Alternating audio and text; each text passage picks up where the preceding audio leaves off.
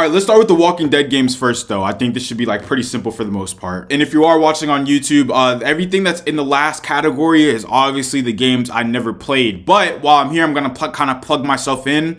All the Life is Strange games, I've played probably like once and never finished it when I was younger. So I'm going to be doing a Let's Play together next week starting on Monday. I'm going to be playing it and doing episode by episode with you guys and releasing it out on YouTube. And I want you guys to play along with me if you are new here. And then right after Life is Strange, the goal is to play games that I've never done before in terms of like Telltale and episodic games. But we're probably going to be replaying The Walking Dead together, the Batman game, Wolf Among Us, Guardians of the Galaxy, Borderlands. I never got to really play that one either. So we'll do like polls and votes on which one you want me to play next. And hopefully we can play along together. But without further ado, let's start with The Walking Dead. Walking Dead Season 1 is arguably, I think it's the second best game in the franchise. There's zero flaws in this game, bro. It's so good. Lee is obviously a top 2 character in Walking Dead franchise history. And then we got to see baby Clementine as well. And this is where we also get introduced to Kenny and then his situation with his family and Doug. There was just so much good storytelling in this first season, and like it felt like the choices really did matter. The whole thing where they went to the farm and they met those people and they were actually eating people's meat and stuff like that. So much crazy stuff in here. Lee was that guy, and as you guys know, I'm not gonna spoil anything too much, but at the end of the game, bro, it truly broke me and let me know what like Telltale's was about. Now that I think about it, it might be the third best game in the franchise because I think this is first or second actually. The Walking Dead Season 2. Season 1 was so good, and the fact that they went to Season 2, and this is where like, you know what happens. So Clementine, you know, is by herself now.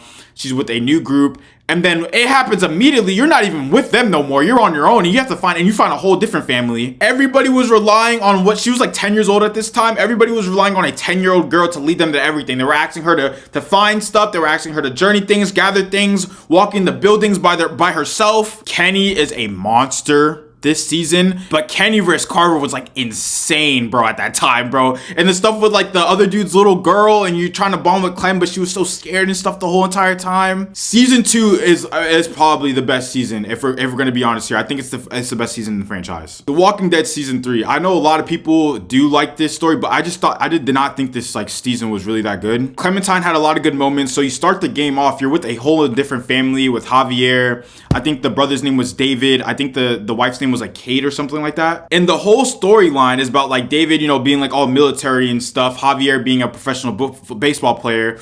But Kate didn't like David anymore because of how like he was mentally abusive. But then Kate ends up falling in love with his brother Javi.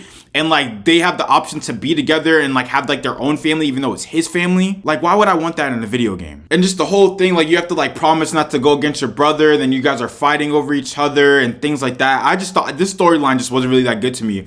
But it did have an amazing amount of moments. Clementine is grown up now. She's a dog. She's like holding people at gunpoint. She's crazy. This is where Clementine really starts to turn into what she's turning into. So that's why I gave it like a C. And the final season of The Walking Dead Season 4, bro. Like I said, I think this is like either 1 or 2, however you want to put it, but these 3 are perfect games. Clementine is officially raising AJ as her son.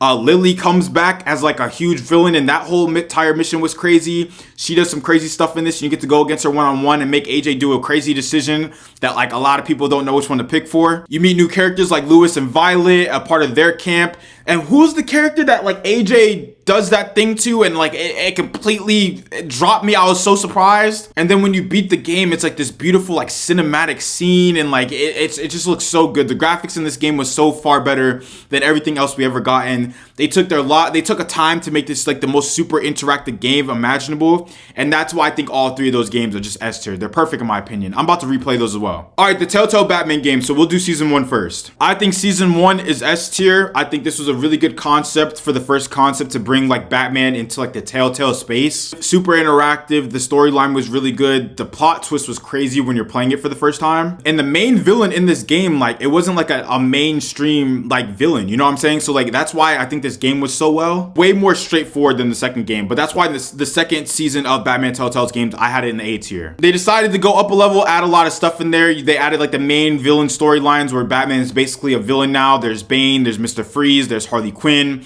and then obviously the stuff with Catwoman's in this season as well. How could I even forget like Joker? That whole thing was just like insane also. You can choose the path between making Joker a villain or a hero, and then like you're like working with him, but like behind his back you're not really messing with him, and that could do a lot of stuff. And then Harley cares about Joker so much, so it's like you don't want to mess her up. I think the Riddler was in the second season as well. You can kind of see what I'm saying. They added like the whole entire rogues gallery at the start of the Batman season 2. It was a little bit messy for me. It did seem like a lot, but nevertheless, this season was still really good in my opinion. We'll do Wolf Among Us 2, bro. We'll put this in S tier. Words cannot describe how mad I am that there's not a season 2, because I don't know how a Telltale's company goes bankrupt when these games are just so good at the time. I'm hoping they can revive that. I heard they said they still have the script for it, but Big B is one of the best characters in Telltale history.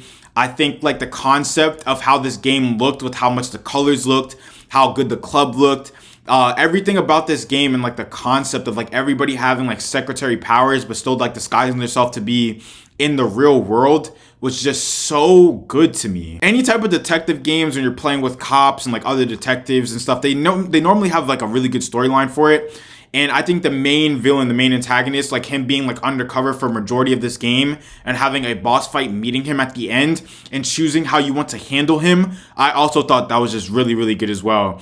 It's criminally like, I just don't know how this game doesn't have a season 2 yet. This game was amazing. Bro, I gotta replay this game as well. After we play Life is Strange, I'm gonna let you guys vote on which games I should play next, but please stay in tune for that. Like I said, these are the games that I pretty much like played so far, and this was like really like my childhood and like what I truly loved to play as a game, so I haven't got to play these 2 yet. I'm gonna be playing Life is Strange first, then I think from there I kind of want to go through the Walking Dead games, and then I'll go through the Batman game, we'll do Wolf Among Us, and then from there we can play the new games and stuff like that together, like Borderlands, Guardians of the Galaxy. We can do Hitmans and stuff like that too. We can play a lot of let's play games together and stuff like that as well. But I want you guys to like help me out on which games you would rather me play first, second, third, whatever, and just help influence me on what games we should play. But if you're new here, please subscribe, and if you're watching, please like the video, and I will catch you all in the next one.